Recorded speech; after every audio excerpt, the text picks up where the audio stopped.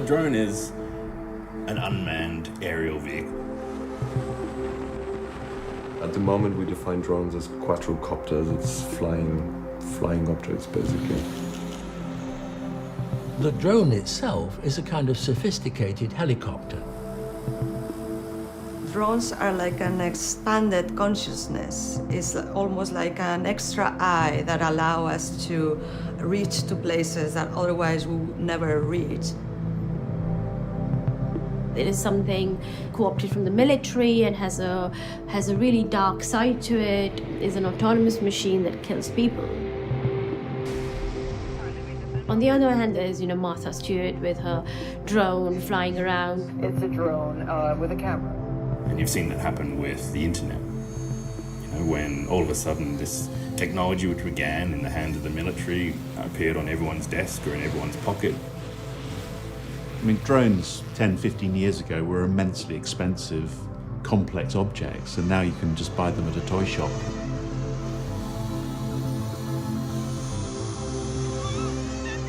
We're now at a point where there is more civilian drones flying in the air right now than there are military drones. And that's a really profound moment. Currently, the growth in drones is very much in areas like agriculture and checking of infrastructure. But also, I think, going to places where it's very difficult for humans to go, gathering information continually. What drones are really good at, as many robotic objects are, it's repetitive and accurate physical activities, which humans aren't terribly good at. Day to day, we use a drone a lot. It's a really useful tool for an architect. Whether we're surveying a new site, it is fantastic for flying over and survey all the trees. Certainly in Japan, they're using them to inspect the solar panels. They can fly over and check the heat spots on them and work out which solar panels are dead or alive. Now you do an aerial scan and you just get it, precisely by the cubical meter. They will just fly over and give you a 3D model with a texture map of the location. And you just get a data set you could not acquire by any other means, no way. You would never have that precision and that resolution. And that's incredible. That's a real game changer. The most incredible moments with flying drones are those when you are not required as an operator anymore, when it just hovers or when it just does things. You just press a button and it does a maneuver you could never perform. What we're seeing now that drones are in the hands of every person on the street, they're potentially as disruptive as the internet. And they're going to fundamentally change the way that we relate to each other across space, across territory, and across the city. There is a lot of implications in terms of drones changing the way architecture is perceived and, eventually also in the future, the way architecture is built. I mean, the first thing is, of course, the verticality of it. The roof used to be very much part of the invisible cities. It was often a place where people would put the trash or storage or all kinds of things. It now all of a sudden becomes very much part of the visible city. There's this overview effect that you experience that astronauts used to experience. They see the world and the Earth from the point of view that was previously restricted to people who could go that far. But with a drone, anyone could momentarily experience flying while still having your feet grounded. And that's really incredible. It is changing architectural photography because it's giving us a whole range of new perspectives on a building, whereas before we were limited to the ground. I think the use of drones in photography will start to change the way architects design their buildings, because these buildings will be seen from all sorts of angles.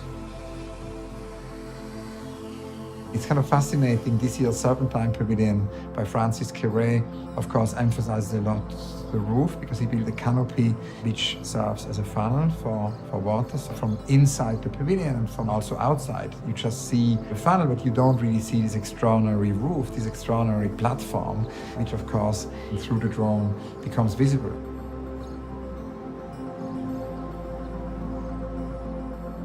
I think I've always been influenced as an architect by a passion for flight. For decades, I've piloted and been continuously intrigued by the aerial perspective. The reality of our existence is at the ground level and the perception at the ground level. But you certainly do see the big picture from above, and you do see that fifth elevation. And so the experience of flight is to heighten that sense of awareness. The Apple campus is a great example. You wouldn't be able to perceive the building from ground level. It was almost designed to be seen from above. It's been built, like most Apple products, in a lot of secrecy. So it's really difficult to see, but because of drones, you can see above, and there's a drone sequence of it each week, so you can see the progress. I was frequently opening my phone and seeing drone coverage of our Apple project. So in that sense, it was and is very much in the public domain.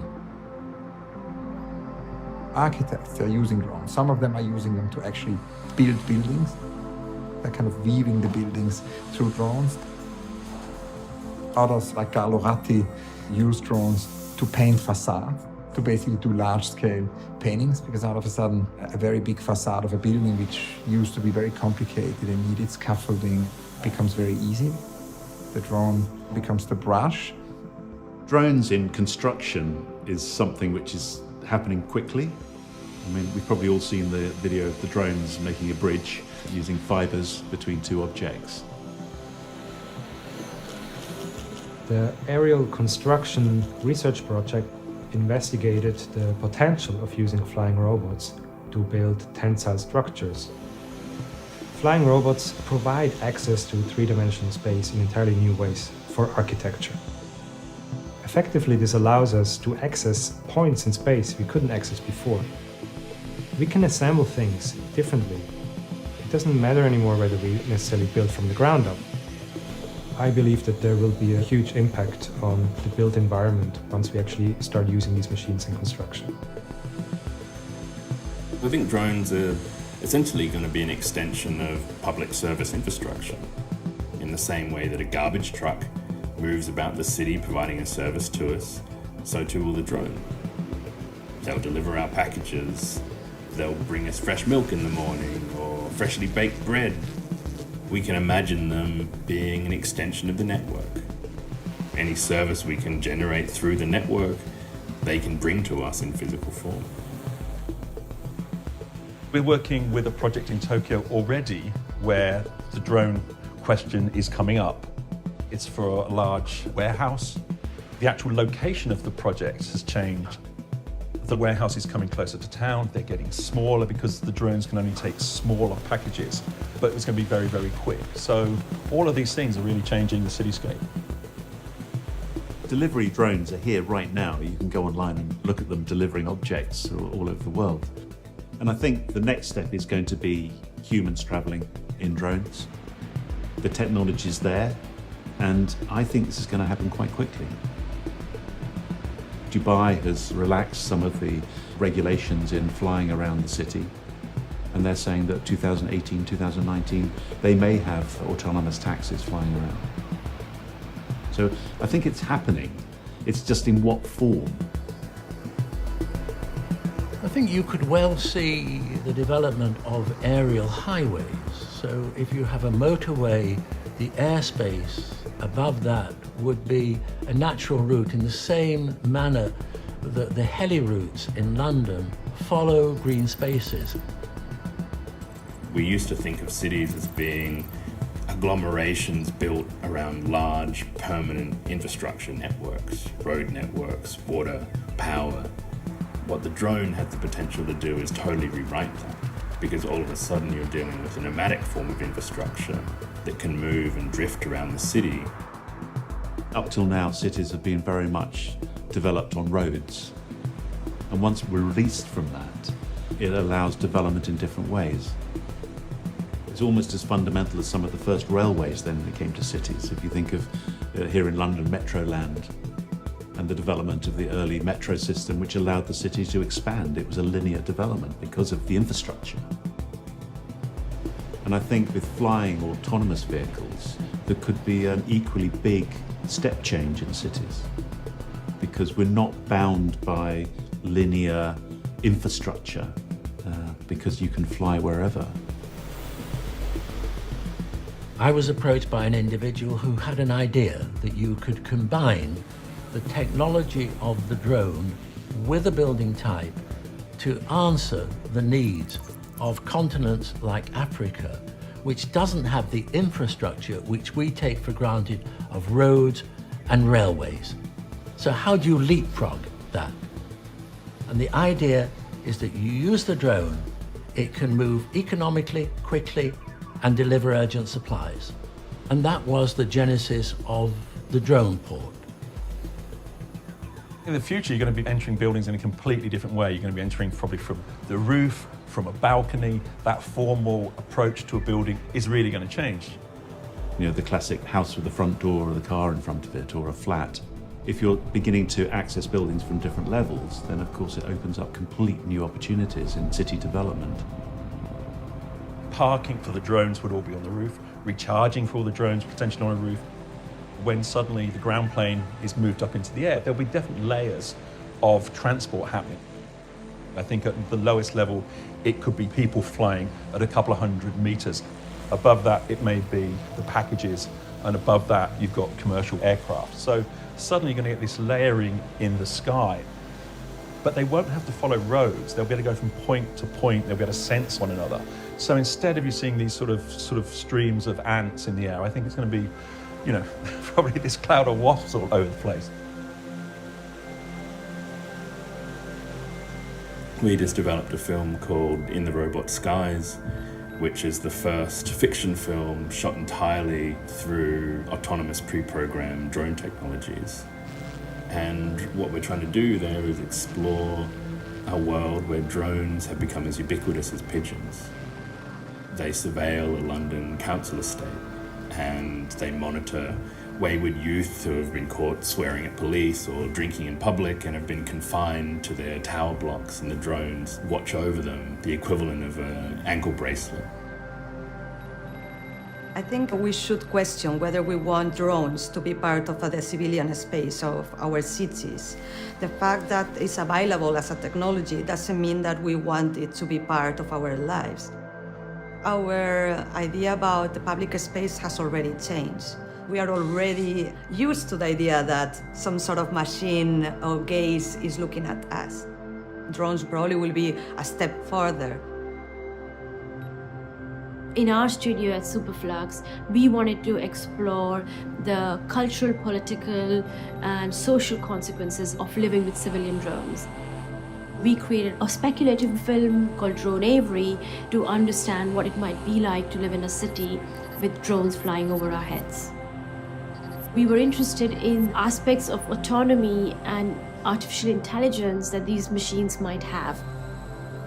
We specifically looked at what sort of civilian drones might exist in our cities, in our landscapes, how might we interact with them, what might it mean to live in a city where a drone is watching you, collecting data about you, and perhaps making decisions based on that data that you might not be aware of.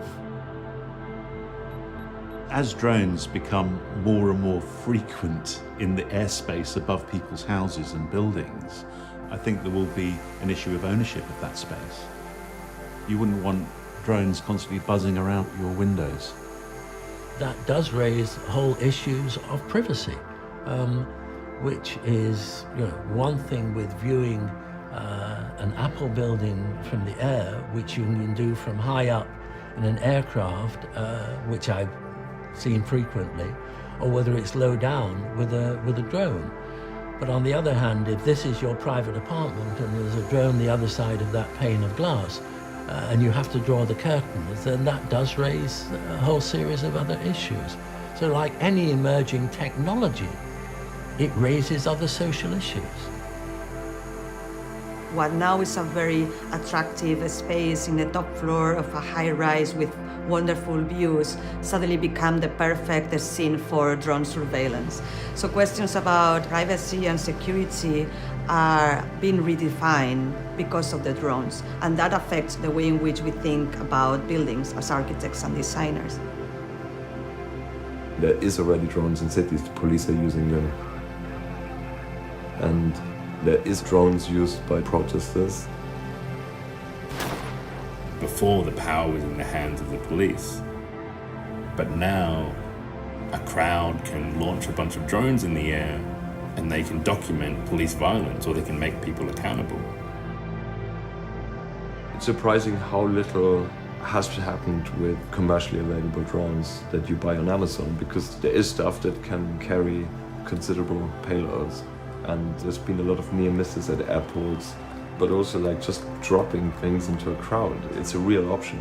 It's a real option, and gladly nothing has happened there yet, but it will.